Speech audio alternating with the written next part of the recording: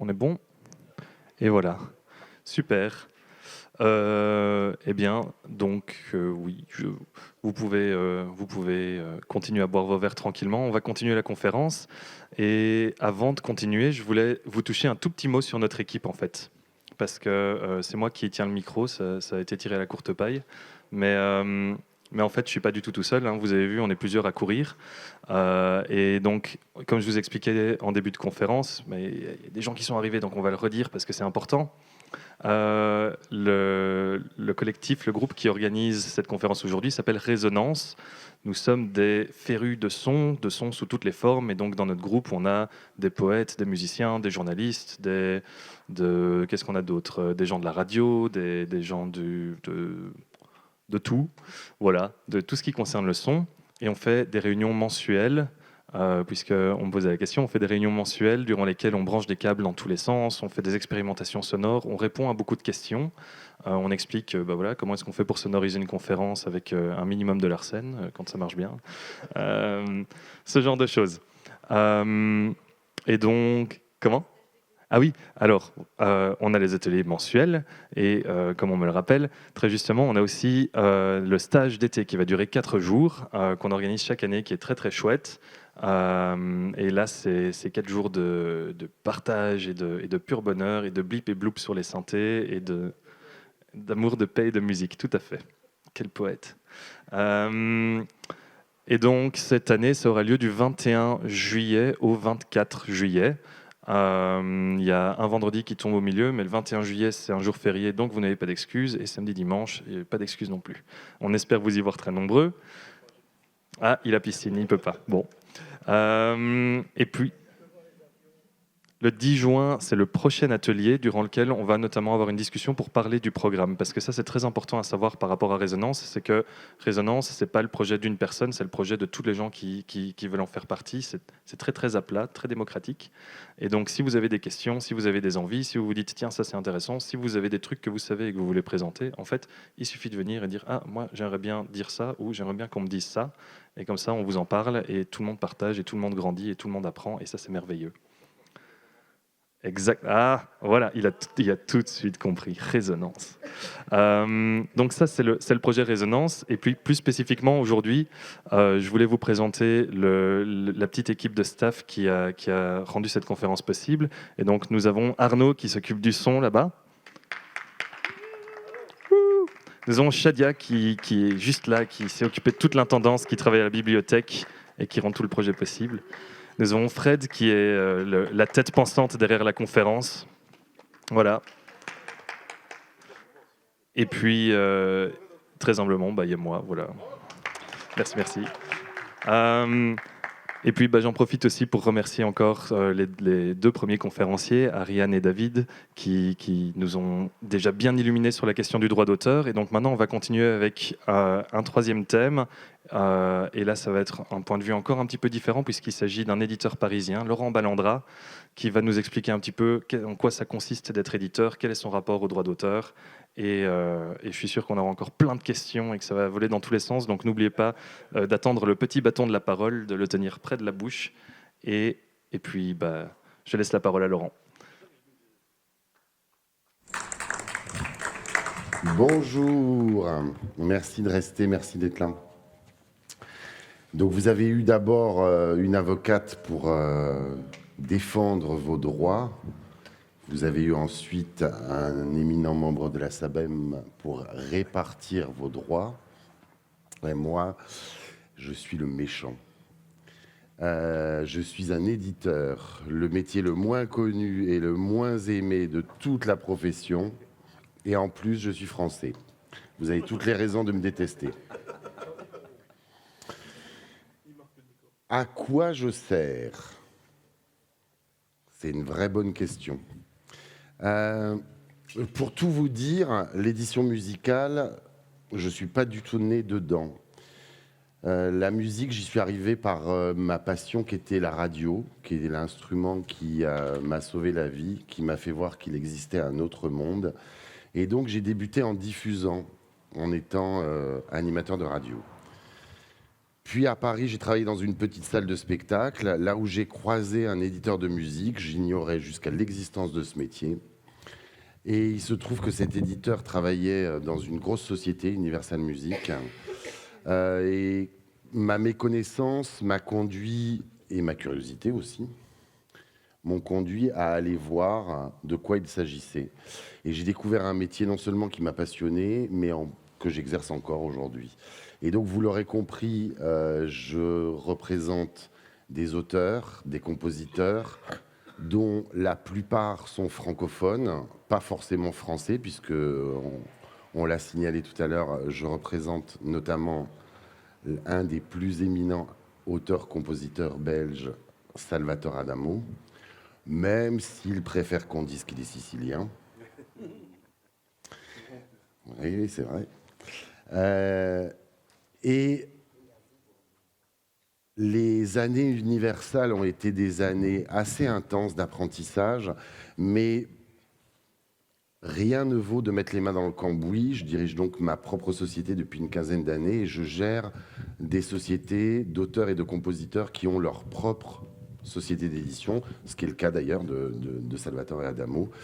Et je représente des œuvres depuis la plus ancienne, date de 1932, Paul Misraki, qui a écrit à l'époque pour l'orchestre de Ray Ventura.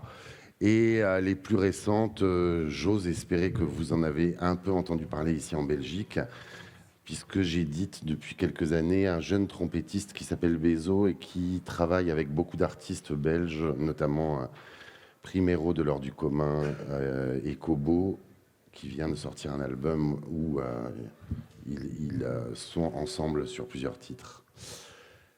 Le rôle d'un éditeur musical, donc vous l'avez compris, c'est défendre un répertoire en dehors de la simple fixation de départ qui est celle de l'artiste. Vous imaginez bien qu'aujourd'hui, quand je vous parle de Paul Misraki et de l'orchestre de Ray Ventura dans les années 30, leur diffusion actuelle est relativement minime. C'est pas ce que vous écoutez le matin ou le vent. L'idée, c'est de faire en sorte que, presque 100 ans après, cette œuvre continue de gérer des droits pour les ayants droit. La durée du droit d'auteur est de 70 ans après le décès du dernier participant à une œuvre.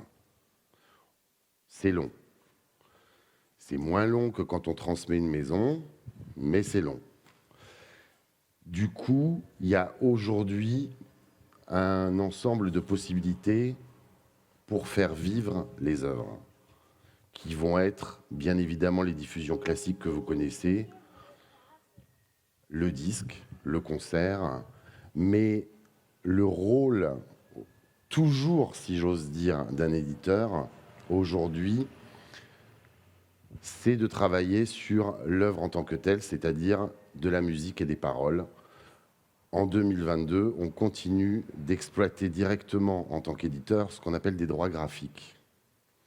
Les droits graphiques, c'est des partitions, mais c'est aussi des paroles.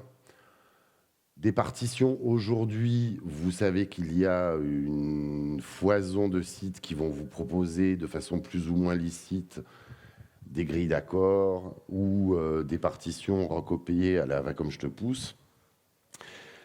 Mais c'est encore une obligation légale de l'éditeur.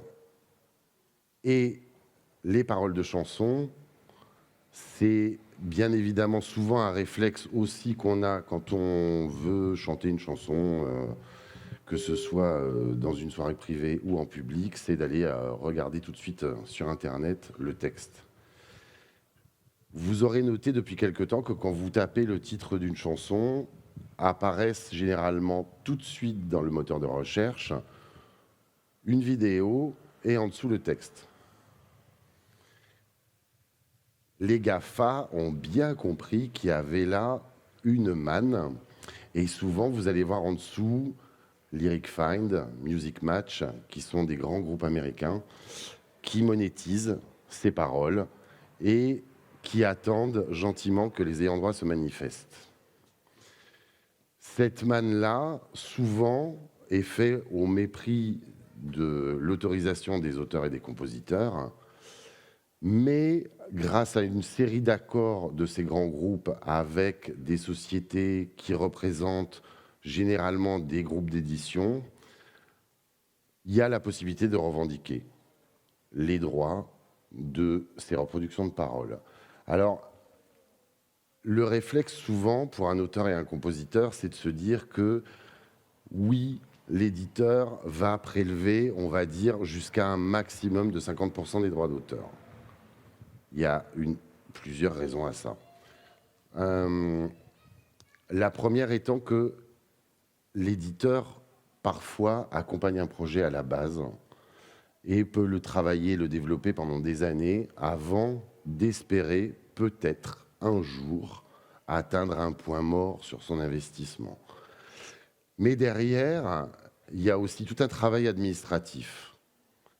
Il y a aussi tout un travail de collaboration avec soit des sous-éditeurs à l'étranger, soit des sociétés d'auteurs étrangères, avec lesquelles vous imaginez bien qu'aujourd'hui, il faut aller chercher des milliers et des milliers de lignes de minuscules droits infimes. Donc ça fait partie du travail quotidien que d'aller chercher partout où les droits sont générés, comment le signaler aux sociétés de perception collective et comment faire en sorte que les auteurs et les compositeurs soient rémunérés.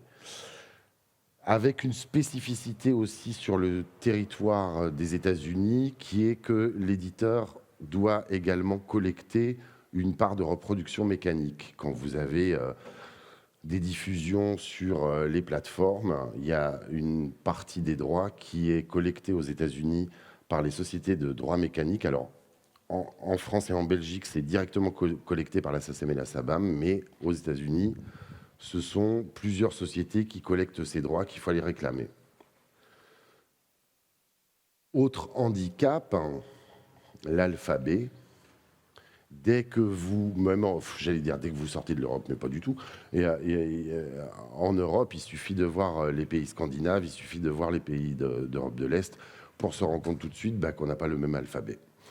Donc autant vous dire que votre nom et le titre de votre musique au Japon, enfin dans la plupart des pays d'Asie ou dans la plupart des pays qui n'utilisent pas notre alphabet, demande à ce que toutes ces œuvres soient parfaitement renseignées et à ce que les sociétés et les éditeurs se parlent entre eux pour pouvoir affecter les droits à des auteurs, des compositeurs dont on ne sait même pas épeler le nom.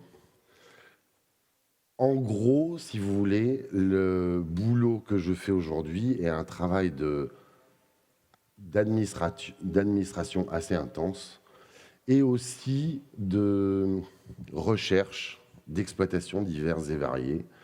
L'éditeur va gérer directement ce qu'on appelle le droit de synchronisation, qui est pas franchement un droit. En tout cas, je ne crois pas que ça existe dans le droit. Ariane ?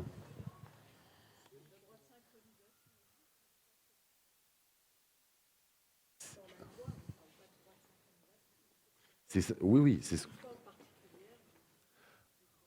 Alors, on va juste. Voilà.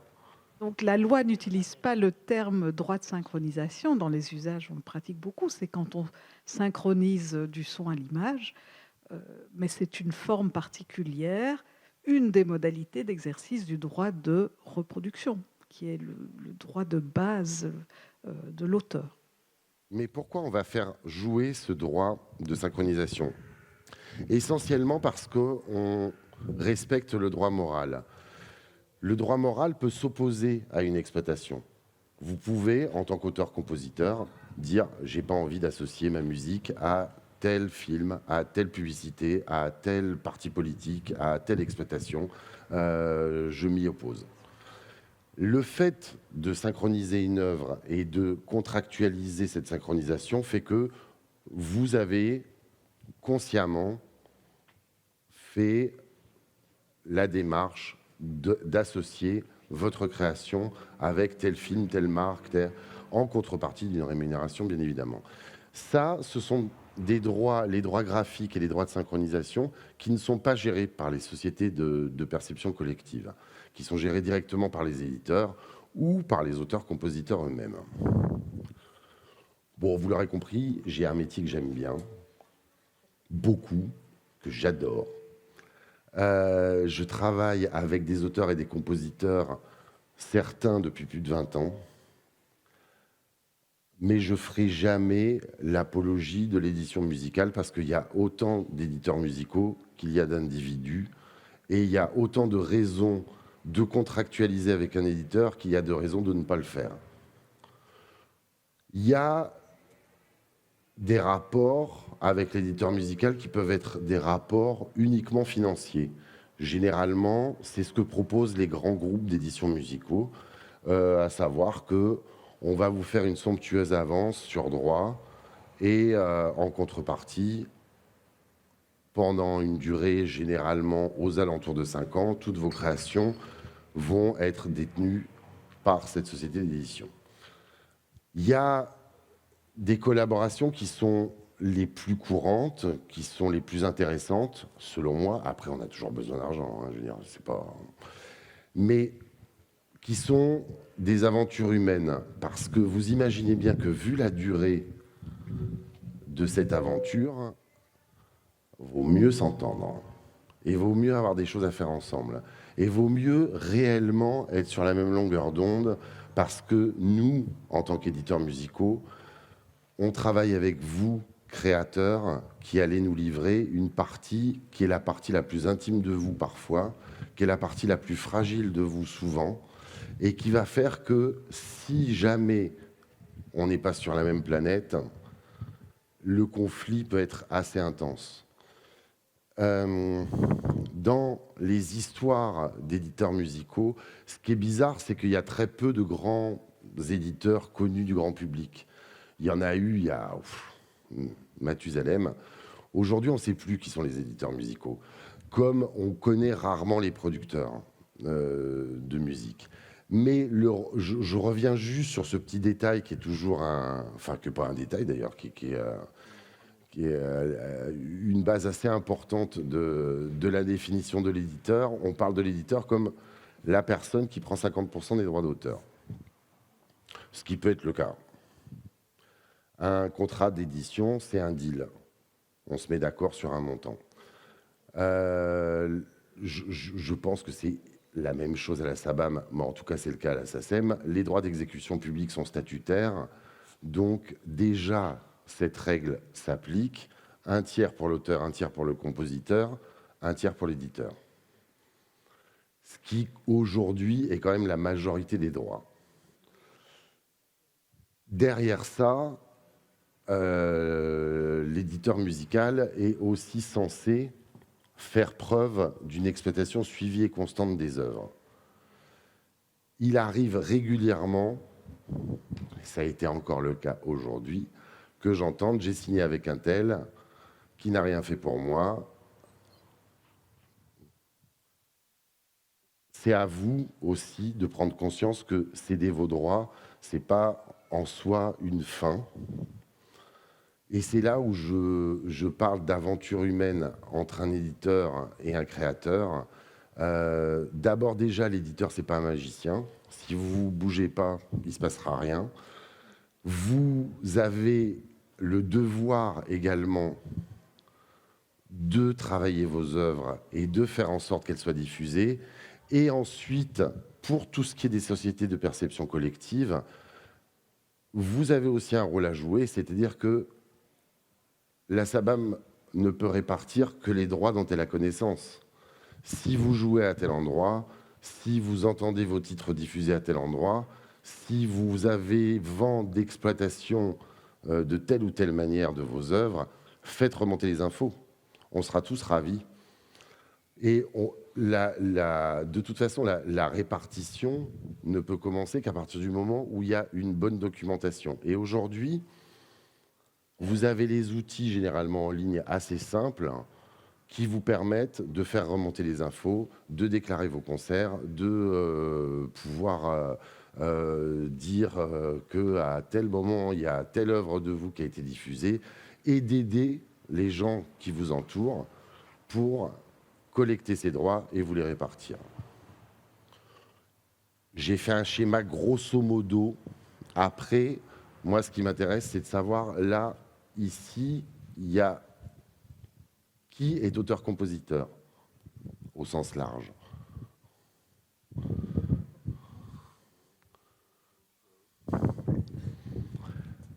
Les autres, vous êtes créateurs, d'autres poètes?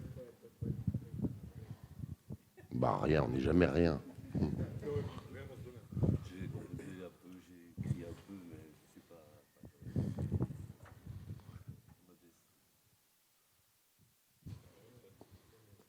Tu avais levé le doigt? Oui, oui. Ah, pas assez. Pas assez. Aussi, tu avais levé le doigt? Oui. Bon, c'était pas flagrant. Bon, le bébé... Non, pas encore, hein. On est d'accord. Hein. Qui vit de ses droits d'auteur?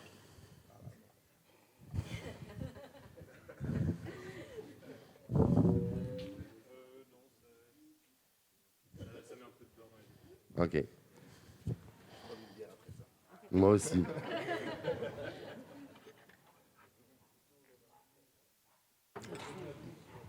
Je ne remue pas du tout le couteau dans la plaie.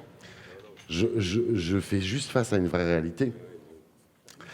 Il y a eu le mois dernier une étude de Spotify qui démontrait que 97% des titres diffusés sur Spotify provenaient d'artistes qui géraient moins de 1000 streams par mois.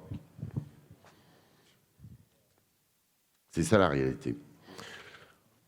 Pour ceux qui ont déjà perçu des droits provenant des plateformes, vous avez à peu près un ordre d'idée de ce que vous percevez comme droit d'auteur.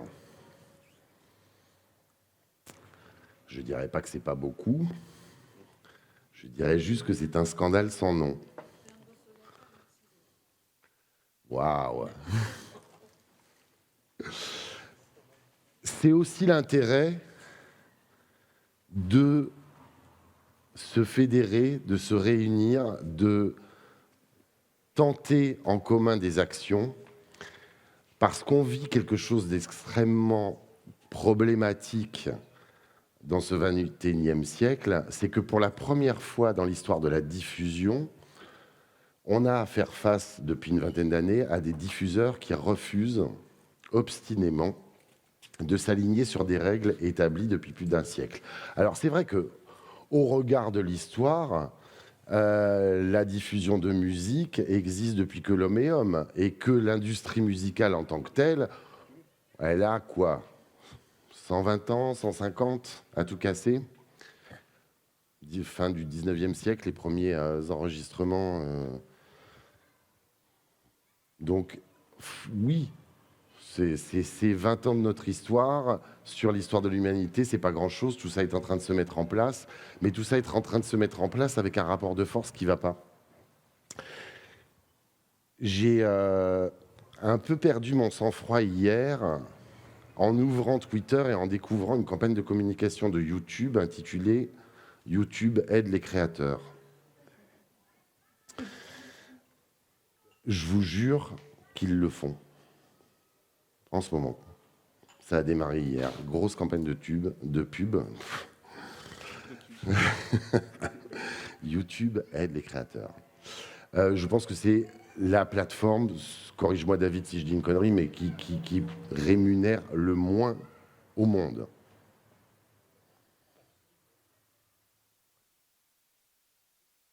Ah, il faut faire marcher les micros, là, mon ami, là, sinon... Et il est vrai qu'en général, leurs tarifs sont inférieurs à beaucoup d'autres, je dirais.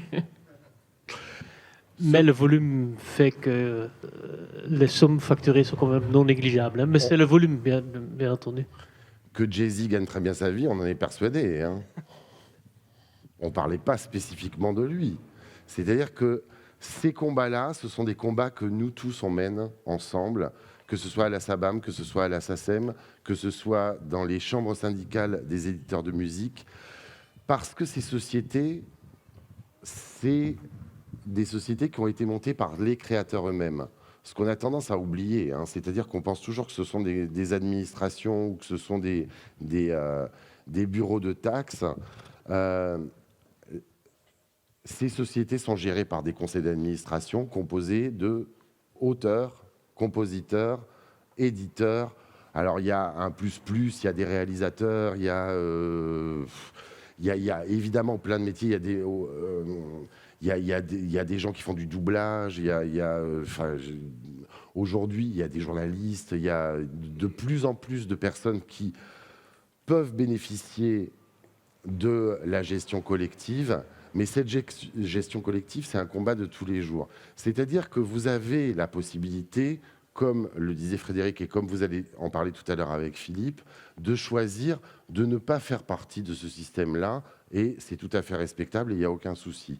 Mais à partir du moment où vous avez des velléités de vouloir communiquer à une audience large votre création, on se retrouve face à des diffuseurs qui discutent, mégotent le fait d'avoir ce monopole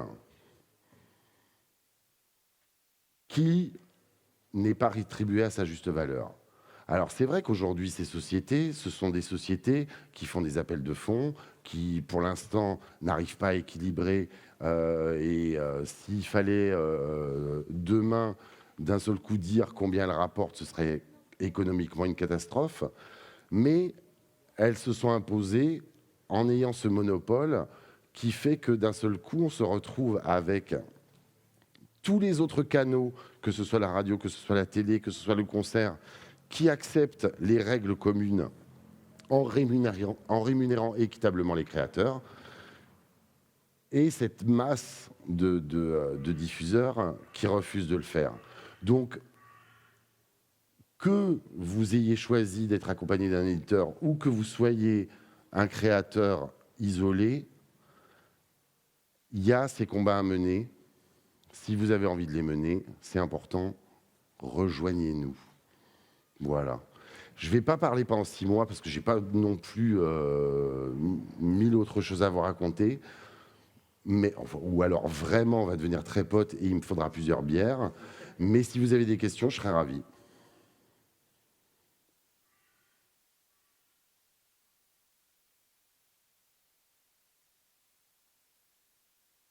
Producteurs. Ah oui, alors ça, oui. Ah, je voulais aller chercher de l'eau, mais je vais faire qu'autrement. Hop.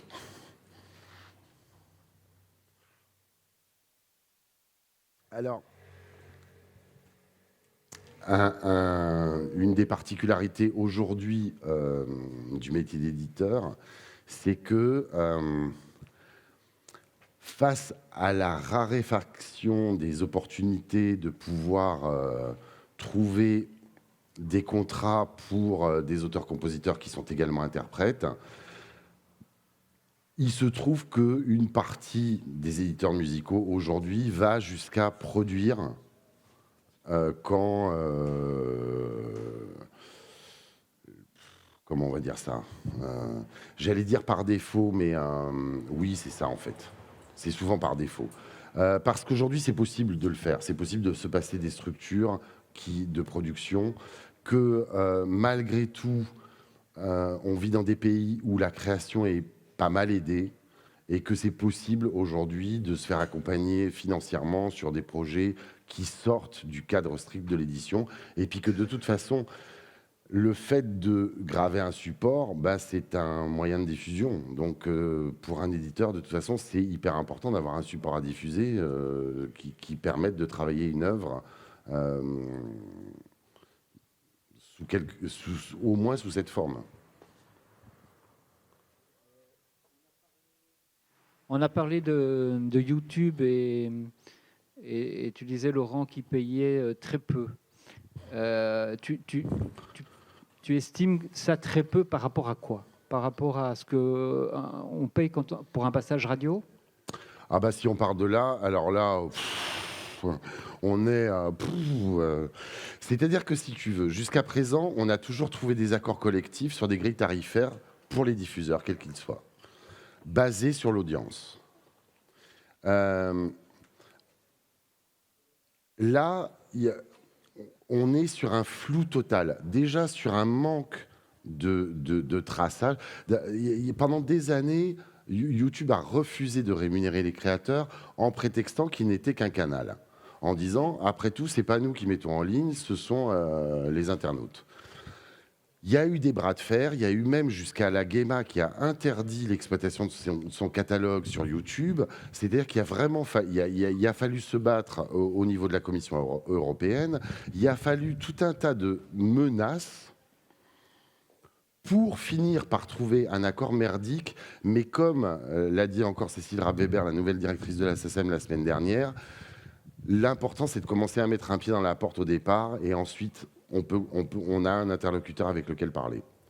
Donc, on démarre par un accord de merde, mais on a quelqu'un à qui on peut expliquer les choses.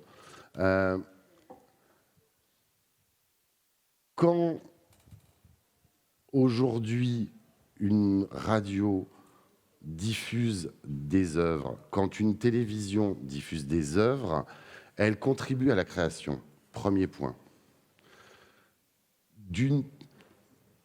Non seulement en générant des droits pour les créateurs, mais aussi parce qu'elle verse aux sociétés de droits voisins de quoi aller offrir des aides à la création.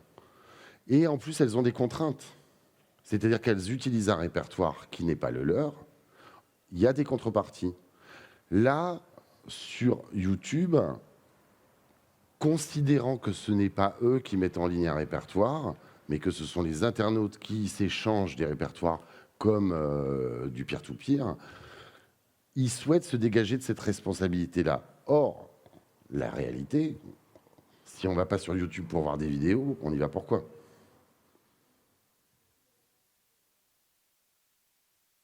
Donc oui, il y a un problème.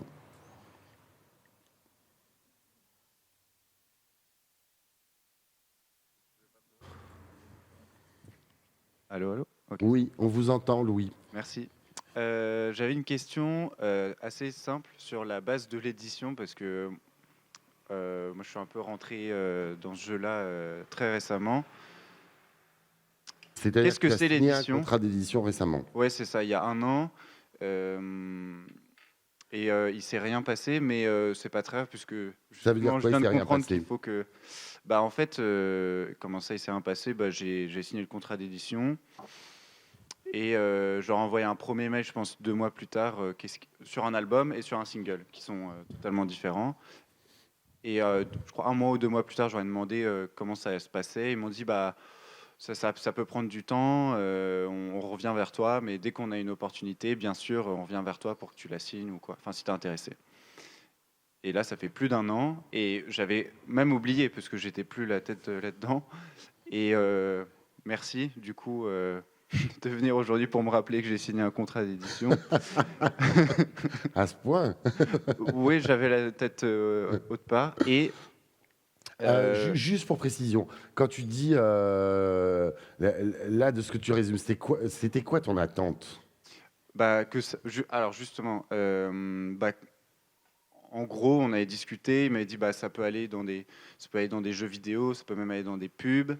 Ça peut aller dans Donc c'était des exploitations autres que celles que... Ouais, standard, exact. Ouais. Et justement, moi, ce qui m'avait vachement plu, comme je pense la plupart des artistes, c'est qu'il y avait des plus grosses rémunérations à la clé que la rémunération de base actuelle, qui était le streaming pour cet album. Oui, ça, c'est pas dur. N'est pas voilà. Oui, c'est pas dur, il suffit d'un petit truc.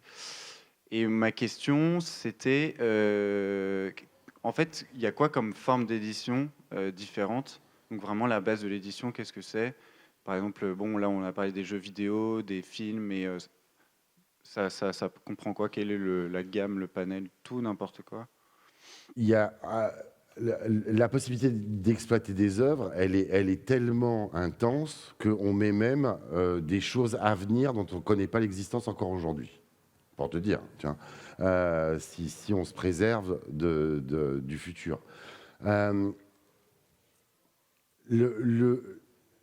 L'éditeur, c'est pas un nom, c'est pas une boîte, c'est pas une structure, c'est quelqu'un. tu as forcément rencontré quelqu'un, tu as forcément signé avec quelqu'un.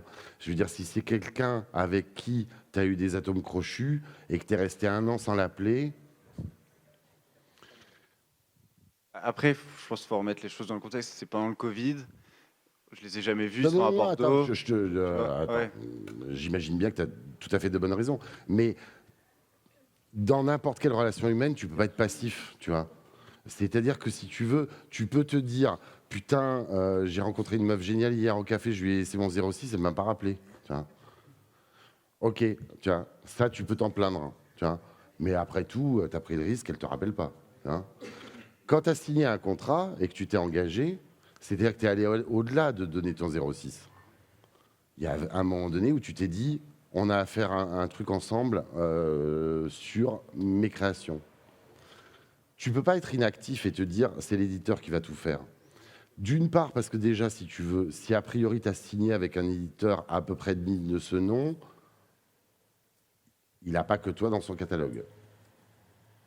Donc, le quotidien, c'est un quotidien rempli de choses à faire.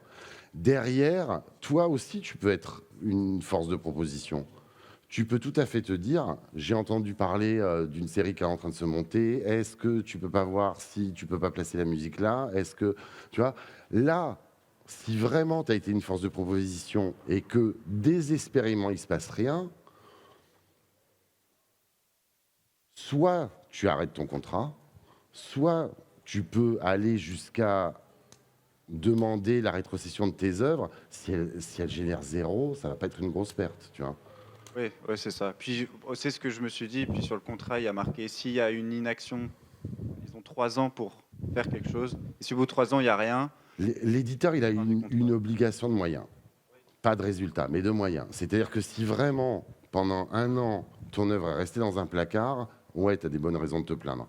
Je te dis juste ça, si tu veux, pour pas incriminer quelqu'un dont j'ignore tout, tu vois. Mais encore une fois, tu ferais pas ça avec un pote. Tu vas te dire, tu vois, c'est mon meilleur pote, et au bout d'1 an, j'ai pas de ses nouvelles, sans avoir toi-même passé un coup de fil, tu vois. Donc, il n'y a pas de raison que tu le fasses avec un partenaire, quel qu'il soit, professionnel. On est des gens.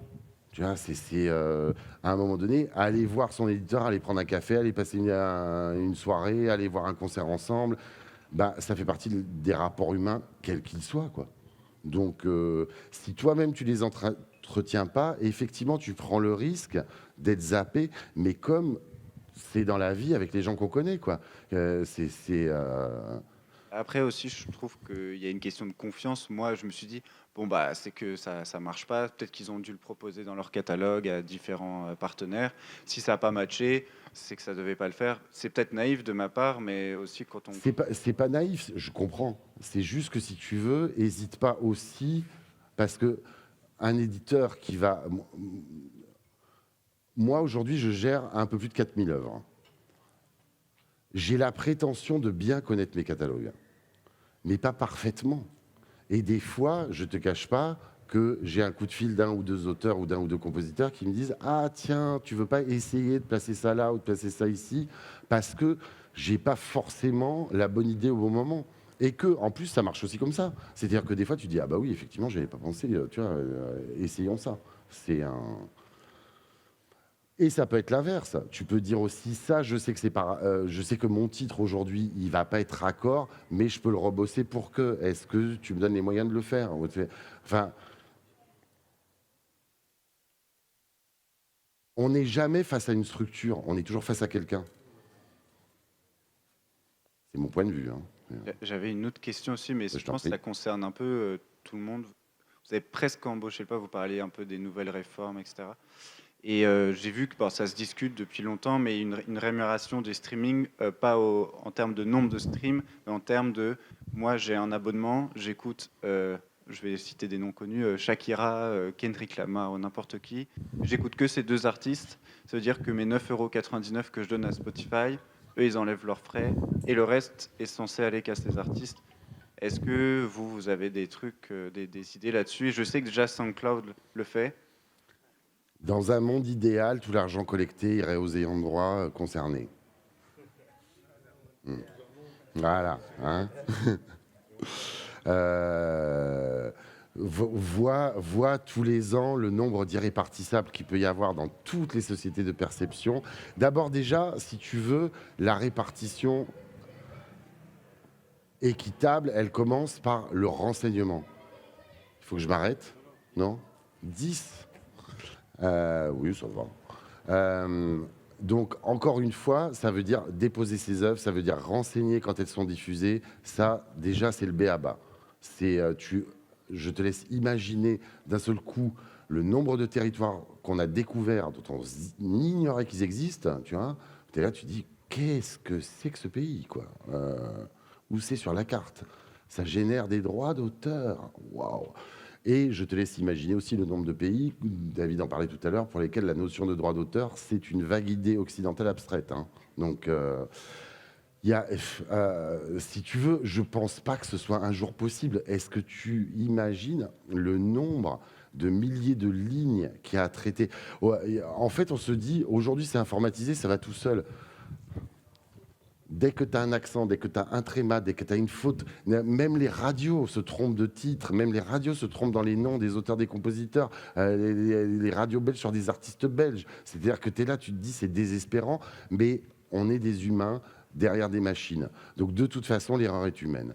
Non seulement ça, mais en plus, toi, en tant que, je ne sais pas si tu es auteur, compositeur, ou les deux, ou l'un des deux, hein, est-ce que tu as déjà été, je ne sais pas si c'était SACEM ou SABAM, mais sur le portail de ta société, regarder les irrépartissables?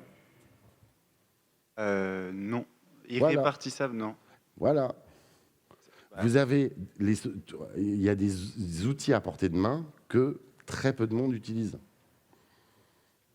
Ça veut Comment? dire quoi?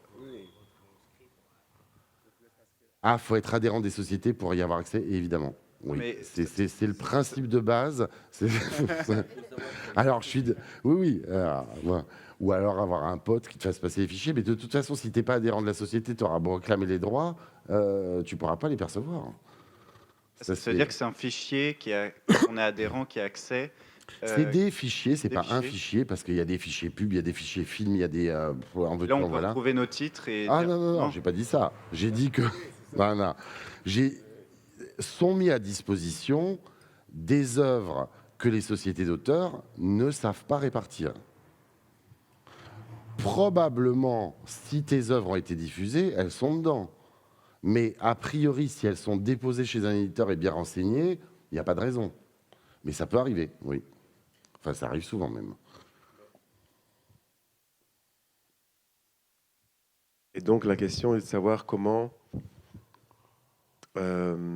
ces œuvres et donc ce qu'elles engendrent comme bénéfices donc, sont réparties par rapport aux membres actuels des sociétés de droit d'auteur. Donc en gros, s'il y a une manne de, je sais pas, donc 1 million, 2 millions, donc comment elles sont réparties? Est-ce que c'est une clé répartition de la société par rapport à l'ensemble des coopérateurs? Donc en gros, moi ce que j'entendais quand j'étais musicien et compositeur et qu'on faisait des concerts et tout ça, et que finalement on se rendait bien compte que tous nos titres n'étaient pas spécialement déclarés, que ça allait dans une manne et que c'était réparti selon la clé de répartition de l'année par rapport à l'ensemble des coopérateurs. Alors, donc des auteurs je ne suis ni au conseil d'administration de la SABAM ni à celui de la SACEM.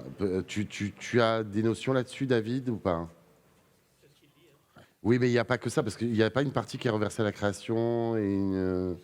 Non, c'est différent. Non, donc il y a c'est effectivement différent. des budgets qui vont à la création. Ouais. Mais ça, c'est un... Merci. Ça, c'est un budget séparé. Donc, il y a de toute la collecte, il y a un certain pourcentage qui est mis à côté et qui sert à donner des investissements, des fonds, des bourses, etc., pour la création, aide à la création. Ça s'appelle SABAM for Culture. Et tout le monde peut faire appel. Il y a un dossier à remplir et tout le monde peut faire appel. Il y a une commission qui juge. Mais à côté de ça, il y a la problématique des non-distributables, où effectivement, on n'a pas trouvé un ayant droit pour une certaine œuvre parce qu'elle n'a pas été déclarée, par exemple, ou quoi que ce soit. Et ce qui va se passer, c'est qu'après, je crois, 3 ans, parce qu'on a un peu de temps, après 3 ans, en fait, on va repartir ça sur la distribution de cette année-là pour ceux qui ont été connus. Donc, effectivement, ça va aux gens. Mais quoi faire d'autre avec, hein? Allez, il n'y a pas trop d'alternatives. On ne va pas la garder pour nous. Il faut le repartir quelque part. Donc, on va la repartir pro rata de ce qu'on sait. Ce qui est valable pour toutes les sociétés Exactement. civiles. Pas C'est- tout de suite en France, toujours, hein. En France, il y a un parti qui Non, part ils en au- gardent à la- un peu, ouais. Il y a un On parti a qui- remarqué. Non, il y a un parti qui part pour compléter. Il y a un parti qui part à leur fonds de culture, donc leur aide aux artistes. Oui, Et ça, c'est, je pense, même légal. Je pense que dans la loi, qu'il y a un certain pourcentage qui doit partir là. je crois aussi, oui. Et pour répondre à ta question d'il y a 2 heures, parce que je voulais répondre pendant que tu posais la question. Oui, non, parce que ça me revient là subitement. Les plateformes de streaming conservent les droits à un maximum de 12 à 18 mois.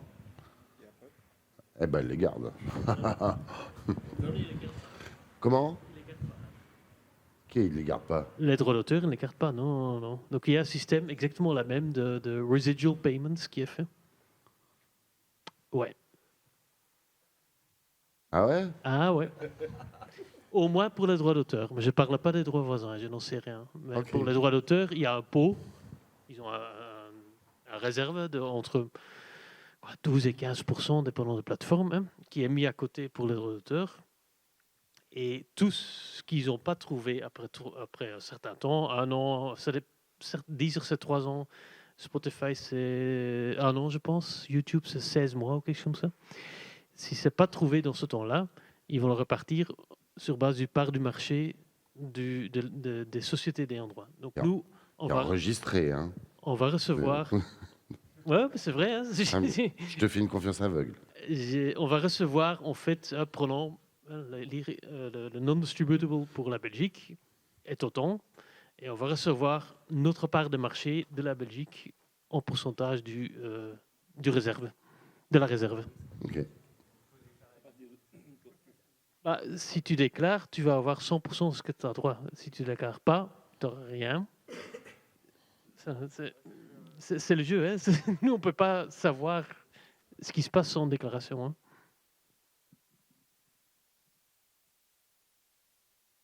Vous voulez que je parle? Alors, si tu veux. Ou sinon j'ai des choses à dire. En fait, toutes ces tout ce qu'on discute maintenant, c'est pour des gens qui font des choses assez officielles. Mais tous les chanteurs qui, par exemple, sont diffusés sur des radios universitaires ou associatives, on ne peut jamais rien gagner parce que la radio paye une redevance à la SABAM et on n'est jamais répertorié. Et donc, moi, j'ai essayé plein de fois de faire quelque chose pour moi ou des amis. Mais si moi, je chante dans ma radio ou je fais un live, mais c'est hélas moi qui dois me payer. Donc, je dois payer des droits d'auteur à la SABAM. C'est complètement absurde. Même chose, si je chante chez moi et que je fais une fête publique pour une raison ou une autre, c'est moi que la SABAM va ennuyer, alors que ce sont mes propres chansons qui sont aussi répertoriées à la SABAM.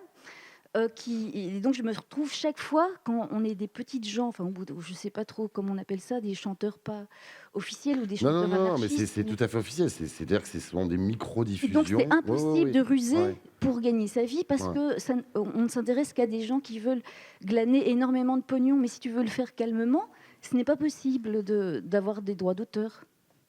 Est-ce que c'est compréhensible ce que je dis? Oui, c'est tout à fait compréhensible. Est-ce que vous avez des choses à dire là-dessus pour ruser? En vrai, alors il y a certains diffuseurs qui ont trouvé des astuces, mais c'est toujours la même chose, c'est la collectivité. C'est-à-dire de se réunir et de faire force de proposition en disant « à nous tous, on représente tant de diffuseurs, donc prenez en compte nos listes de diffusion ». Ça marche pas? Oh, non. Je m'y connais pas assez là-dedans pour.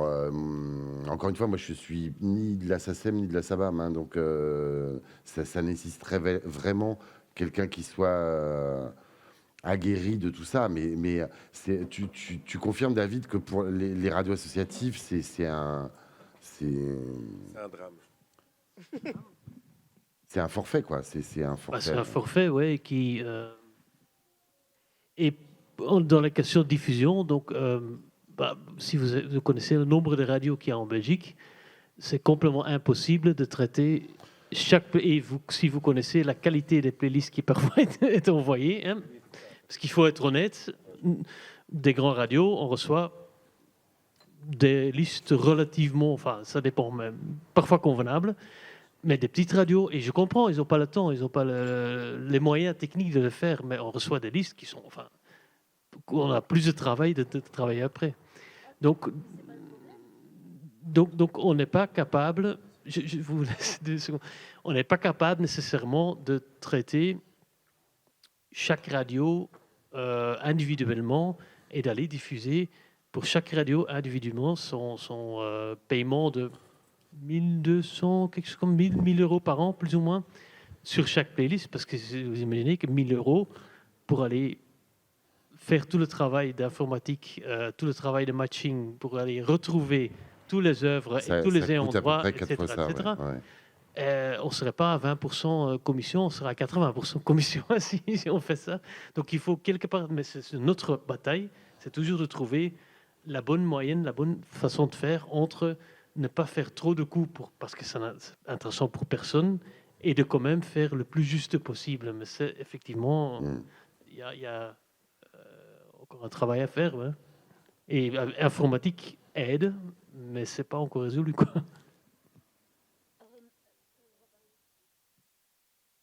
En fait, on va s'arrêter ici sur la présentation de Laurent pour pouvoir laisser encore un peu de temps de présentation du coup pour Philippe qui va venir. Mais du coup, grand merci à Laurent pour cette super présentation.